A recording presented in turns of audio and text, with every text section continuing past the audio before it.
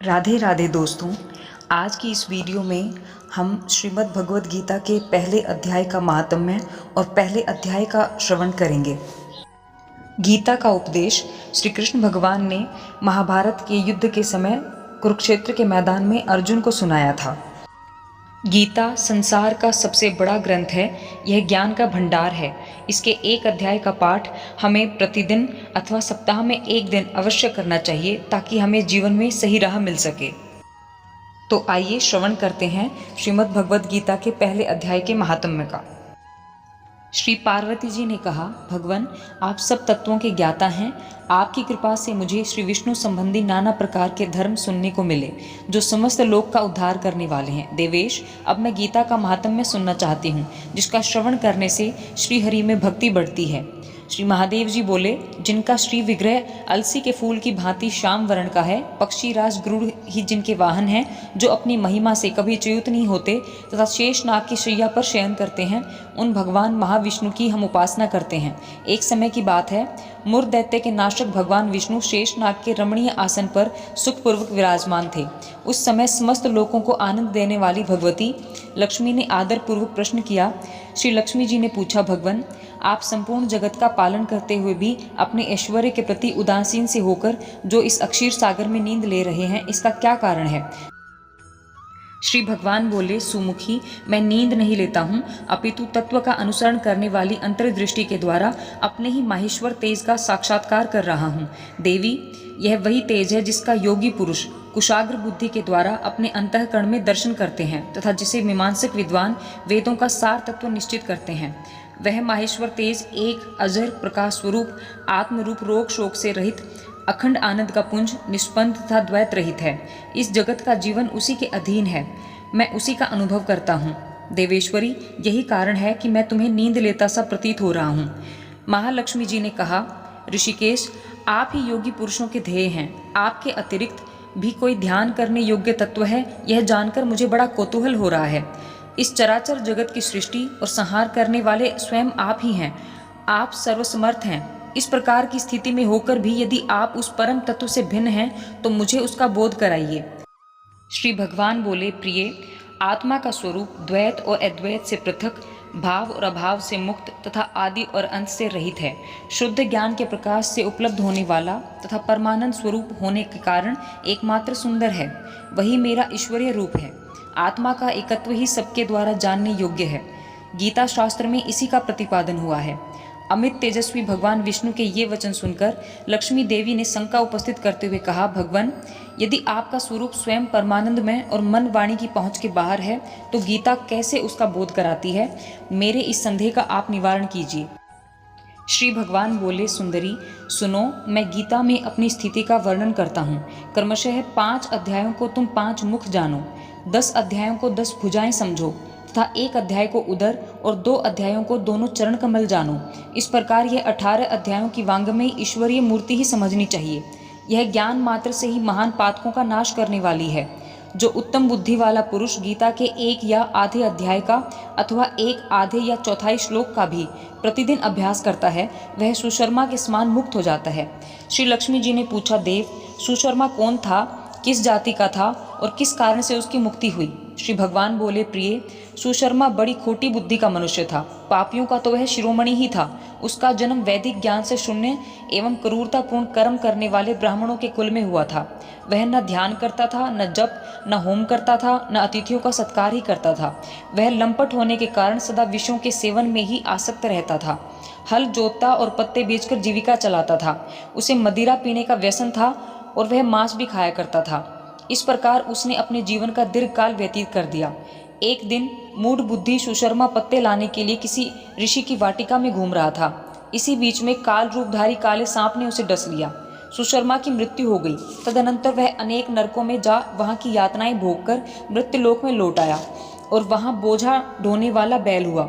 उस समय किसी पंगु ने अपने जीवन को आराम से व्यतीत करने के लिए उसे खरीद लिया।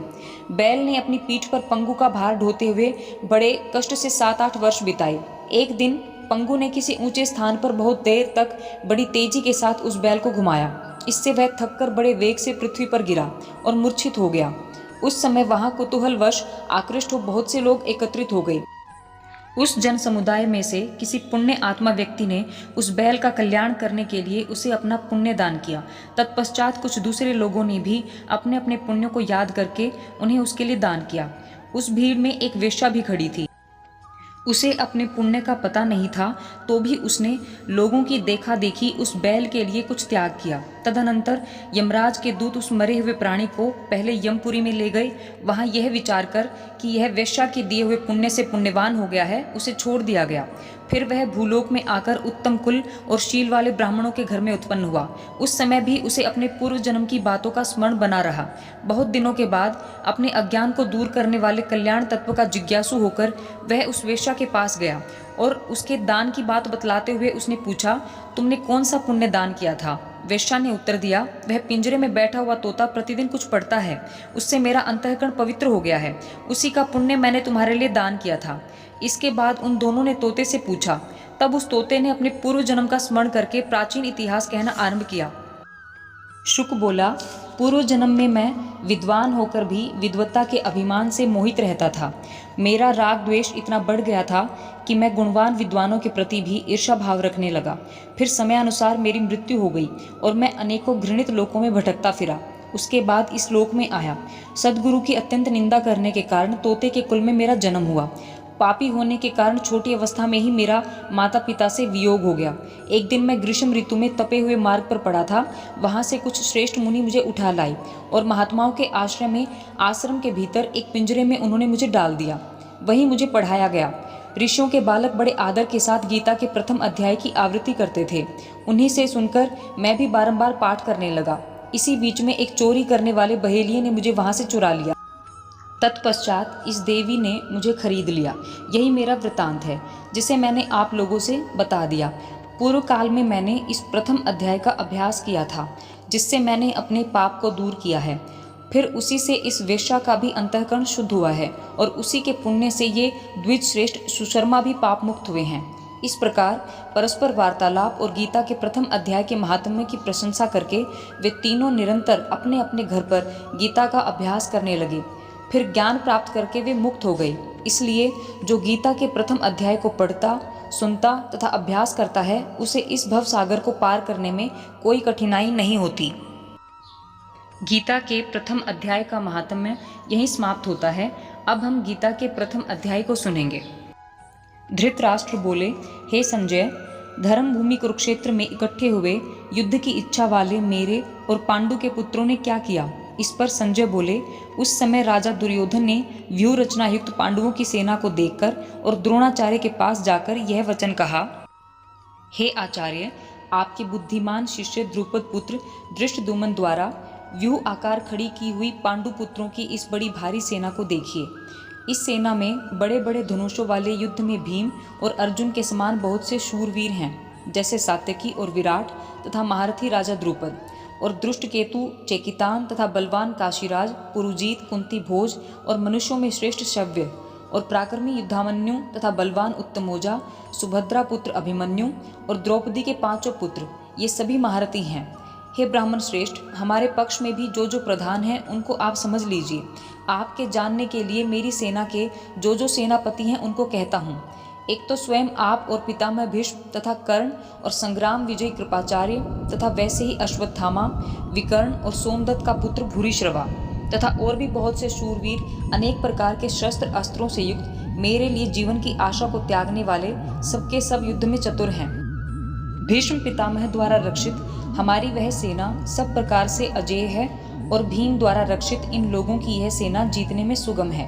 इसीलिए सब मोर्चों पर अपनी अपनी जगह स्थित रहते हुए आप लोग सबके सभी निसंदेह भीष्म पितामह की ही सब ओर से रक्षा करें। इस प्रकार द्रोणाचार्य से कहते हुए दुर्योधन के वचनों को सुनकर कौरवों में वृद्ध बड़े प्रतापी पितामह भीष्म ने उस दुर्योधन के हृदय में हर्ष उत्पन्न करते हुए उच्च स्वर से सिंह की नाद के समान गरजकर शंख बजाया। उसके उपरांत शंख और नगारे तथा ढोल, मृदंग और नरसिंहादि बाजे एक साथ ही बजे। उनका वह शब्द बड़ा भयंकर हुआ। उसके अनंतर सफेद घोड़ों से युक्त उत्तम रथ में बैठे हुए श्री कृष्ण महाराज और अर्जुन ने भी अलौकिक शंख बजाए। उनमें श्री कृष्ण महाराज ने पंचजन्य नामक शंख और अर्जुन ने देवदत्त नामक शंख बजाया। भयानक कर्म वाले भीमसेन ने पौंड्र नामक महाशंख बजाया। कुंती पुत्र राजा युधिष्ठिर ने अनंत विजय नामक शंख और नकुल तथा सहदेव ने सुघोष और मणिपुष्पक नाम वाले शंख बजाए। श्रेष्ठ धनुष वाले काशीराज और महारथी शिखंडी और धृष्टद्युम्न तथा राजा विराट और अजेय सात्यकी तथा राजा द्रुपद और द्रौपदी के 5 पुत्र और बड़ी भुजा वाले सुभद्रा पुत्र अभिमन्यु, इन सब ने हे राजन अलग अलग शंख बजाए और उस भयानक शब्द ने आकाश और पृथ्वी को भी शब्दायमान करते हुए धृतराष्ट्र पुत्रों के हृदय विदीर्ण कर दिए। हे राजन, उसके उपरांत कपिध्वज अर्जुन ने खड़े हुए धृतराष्ट्र पुत्रों को देखकर उस शस्त्र चलने की तैयारी के समय धनुष उठाकर ऋषिकेश श्री कृष्ण महाराज से यह वचन कहा, हे अच्युत, मेरे रथ को दोनों सेनाओं के बीच में खड़ा करिए, जब तक मैं इन स्थित हुए युद्ध की कामना वालों को अच्छी प्रकार देख लूं कि इस युद्ध रूप व्यापार में मुझे किन किन के साथ युद्ध करना योग्य है। दुर्बुद्धि दुर्योधन का युद्ध में कल्याण चाहने वाले जो ये राजा लोग इस सेना में आए हैं, उन युद्ध करने वालों को मैं देखूंगा। संजय बोले, हे धृतराष्ट्र, अर्जुन द्वारा इस प्रकार कहे हुए महाराज श्री कृष्णचंद्र ने दोनों सेनाओं के बीच में भीष्म और द्रोणाचार्य के सामने और संपूर्ण राजाओं के सामने उत्तम रथ को खड़ा करके ऐसे कहा कि हे पार्थ, इन इकट्ठे हुए कौरवों को देख। उसके उपरांत प्रथापुत्र अर्जुन ने उन दोनों ही सेनाओं में स्थित हुए पिता के भाइयों को, पितामहों को, आचार्यों को, मामों को, भाइयों को, पुत्रों को, पौत्रों को तथा मित्रों को, ससुरों को और सुहृदयों को भी देखा। इस प्रकार उन खड़े हुए संपूर्ण बंधुओं को देखकर वे अत्यंत करुणा से युक्त हुए। कुंती पुत्र अर्जुन शोक करते हुए यह बोले, हे कृष्ण, इस युद्ध की इच्छा वाले खड़े हुए स्वजन समुदाय को देखकर मेरे अंग शिथिल हुए जाते हैं और मुख भी सूखा जाता है और मेरे शरीर में कंप तथा रोमांच होता है तथा हाथ से गांडीव धनुष गिरता है और त्वचा भी बहुत जलती है तथा मेरा मन भ्रमित सा हो रहा है, इसलिए मैं खड़ा रहने को भी समर्थ नहीं हूँ। हे केशव, लक्षणों को भी विपरीत ही देखता हूँ तथा युद्ध में अपने कुल को मारकर कल्याण भी नहीं देखता। हे कृष्ण, मैं विजय नहीं चाहता और राज्य तथा सुखों को भी नहीं चाहता। हे गोविंद, हमें राज्य से क्या प्रयोजन है अथवा भोगों से और जीवन से भी क्या प्रयोजन है, क्योंकि हमें जिनके लिए राज्य, भोग और सुख आदि इच्छित हैं, वे ही यह सब धन और जीवन की आशा को त्याग कर युद्ध में खड़े हैं, जो कि गुरुजन, ताऊ, चाचे, लड़के और वैसे ही दादा, मामा, ससुर, पोते, साले तथा और भी संबंधी लोग हैं। इसीलिए हे मधुसूदन, मुझे मारने पर भी अथवा 3 लोक के राज्य के लिए भी मैं इन सबको मारना नहीं चाहता, फिर पृथ्वी के लिए तो कहना ही क्या है। हे जनार्दन, धृतराष्ट्र के पुत्रों को मारकर भी हमें क्या प्रसन्नता होगी, इन आतताइयों को मारकर तो हमें पाप ही लगेगा। इससे हे माधव, अपने बांधव धृतराष्ट्र के पुत्रों को मारने के लिए हम योग्य नहीं हैं, क्योंकि अपने कुटुंब को मारकर हम कैसे सुखी होंगे। यद्यपि लोभ से भ्रष्टचित हुए ये लोग कुल के नाशकृत दोष को और मित्रों के साथ विरोध करने में पाप को नहीं देखते हैं, परंतु हे जनार्दन, कुल के नाश करने से होते हुए दोष को जानने वाले हम लोगों को इस पाप से हटने के लिए क्यों नहीं विचार करना चाहिए, क्योंकि कुल के नाश होने से सनातन कुल धर्म नष्ट हो जाते हैं। धर्म के नाश होने से संपूर्ण कुल को पाप बहुत दबा लेता है तथा हे कृष्ण, पाप के अधिक बढ़ जाने से कुल की स्त्रियां दूषित हो जाती हैं और हे वाष्णेय, स्त्रियों के दूषित होने पर वर्ण संकर उत्पन्न होता है और वह वर्ण संकर कुल घातियों को और कुल को नरक में ले जाने के लिए ही होता है। लोप हुई पिंड और जल की क्रिया वाले इनके पितृलोक भी गिर जाते हैं और इन वर्ण संकर कारक दोषों से कुल घातियों के सनातन कुल धर्म और जाति धर्म नष्ट हो जाते हैं तथा हे जनार्दन, नष्ट हुए कुल धर्म वाले मनुष्यों का अनंत काल तक नरक में वास होता है, ऐसा हमने सुना है। अहो, शोक है कि हम लोग बुद्धिमान होकर भी महान पाप करने को तैयार हुए हैं, जो कि राज्य और सुख के लोभ से अपने कुल को मारने के लिए उद्धत हुए हैं। यदि मुझ शस्त्र रहित न सामना करने वाले को शस्त्रधारी धृतराष्ट्र के पुत्र रण में मारें, तो वह मारना भी मेरे लिए अति कल्याणकारक होगा।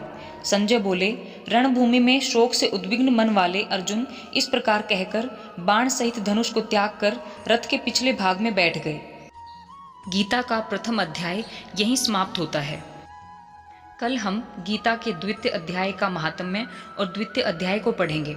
अगर आपको मेरी ये वीडियो पसंद आई हो तो इसे लाइक करें, शेयर करें और मेरे चैनल को सब्सक्राइब करें। राधे राधे।